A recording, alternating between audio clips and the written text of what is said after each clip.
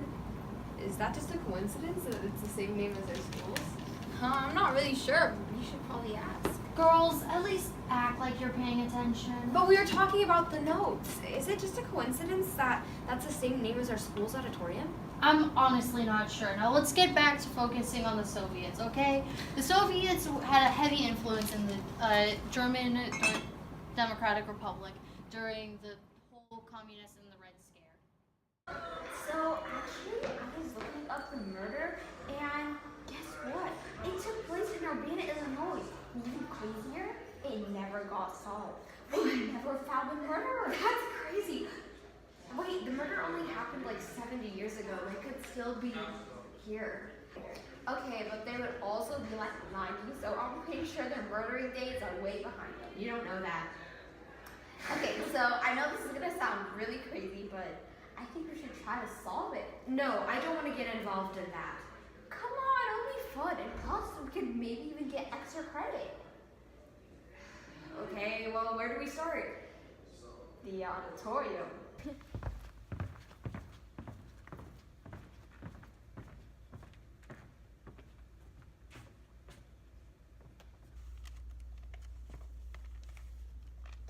Wow, these pictures look really old. Yeah, in fact, the date on these pictures matches the date of the murder.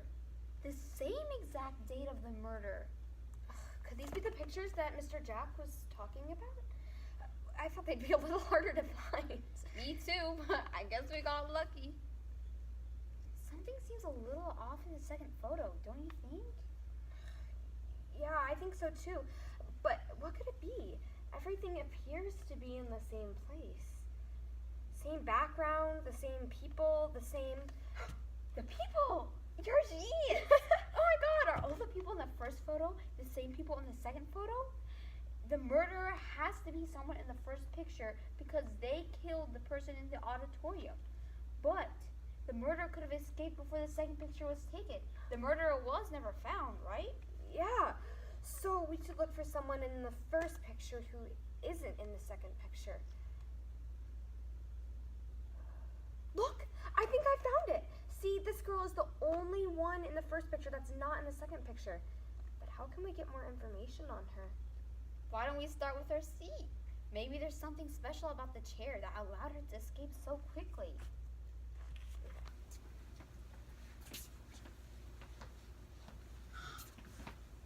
Come here, look! I think I found something. What? It looks like a clue. What's on it? It's a note with the letters, with the name The Dark Rose written on it, and a sketch of a black and white rose with thorns. And then there's a series of numbers along the top. See? Yeah. Very interesting. But I don't know what that means either. Maybe we could try looking it up. True. Huh. It says that the Dark Rose was someone who worked for the American government during the Cold War. They were known and recognized for leading several successful missions for the government and helped in completing ending the Cold War. No one knows the Dark Rose's true identity, though. Whoa. This is really interesting information. But the real question is, why was the government involved in the seemingly murder of a normal, innocent high schooler? Are you sure we should keep investigating this? That seems like a bigger deal than we thought that it was. I think this makes it even more important that we find more information. This could be something big. Okay. Why don't we try searching up the Dark Rose, Urbana, Illinois? Okay.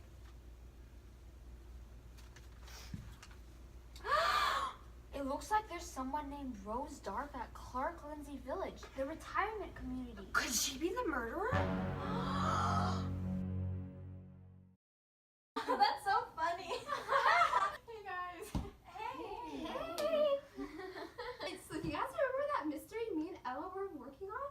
Oh yeah, the one about the murder in the auditorium at the school. Yeah, so we found some clues, but we're not sure what to do next. A note from someone named Rose Dark? Rose Dark, and then a few pictures of the auditorium. So we looked it up, and it turns out there's someone named Rose Dark who lives at Clark Lindsay Village.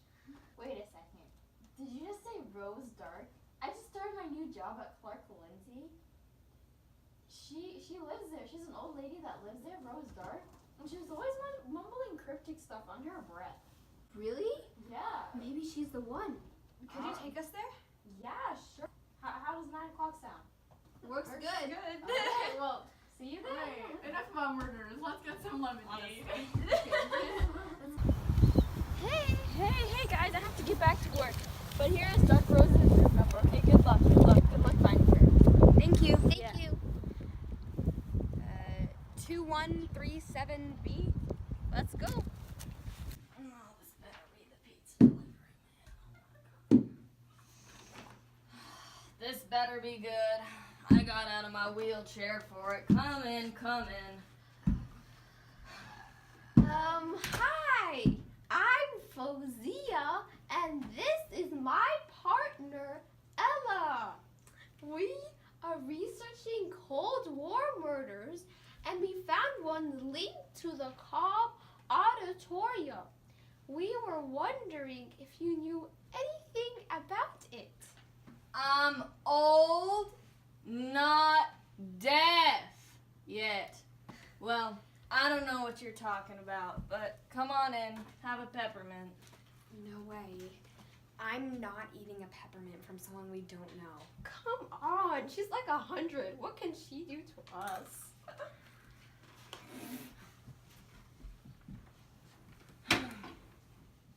You said something about the Cold War? Well, how'd you find me? Well, we were doing some research. Yeah, just a little bit of research, and we found out that the murder was linked to a dark rose, and your name is Rose Dark is our only lead. Oh, my bad. I got a bad back. Can one of you get that for me? Yeah, of course. Beautiful ring, isn't it? Yes, gorgeous. Silver is my favorite color. Oh, yeah. Well, I must say how impressed I am with you two researching your history. It's always important to know what came before you, but I spent my time working at Elizabeth Bentley High School, not being a super secret spy for the American government. All right, well, we should get going. Yeah, well, come back anytime. Gets lonely around here. Well, I think we've reached a dead end. Wait, I wouldn't be so sure. The Silver Master's spy ring in Soviet espionage?